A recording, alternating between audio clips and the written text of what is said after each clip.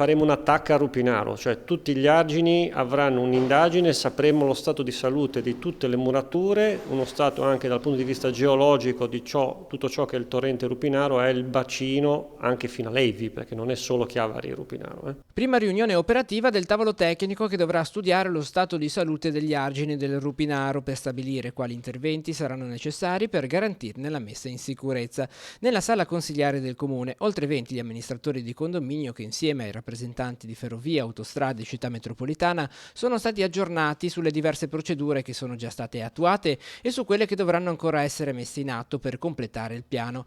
Interventi che saranno comunicati alle assemblee di condominio e interessano complessivamente oltre 200 proprietari di immobili che sorgono lungo le due sponde del corso d'acqua che attraversa la città di Chiavari e a cui spetta per legge la manutenzione degli argini. Erano presenti tutti i progettisti, hanno illustrato quali saranno le indagini, verrà spedita una PEC a tutti gli amministratori di condominio che consentirà di illustrare ai singoli cittadini tutto ciò che verrà fatto nella loro proprietà per poterci consentire entro fine maggio di avere l'autorizzazione per poter procedere con questi studi e indagini.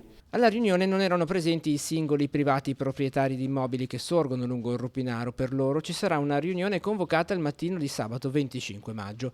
Obiettivo del comune, sulla scia dell'accordo pilota già raggiunto con un condominio di Corso Genova, è arrivare ad una compartecipazione delle spese necessarie per mettere in atto tutti gli interventi di messa in sicurezza delle strutture. Ci siamo presi l'impegno col sindaco di fare un'ulteriore riunione poi a luglio, quando avremo tutti gli elementi tecnici che inizieranno a consentire di avere anche un po' di numeri su tutto ciò che è lo stato di salute del torrente e anche del costo degli interventi.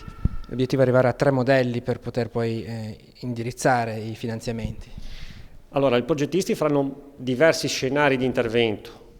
Cercheremo di trovare il giusto equilibrio in un'analisi costi-benefici anche per non avere troppo impatto sulla città, ma anche di avere degli interventi che siano concretamente attualizzabili nel breve, medio e lungo periodo.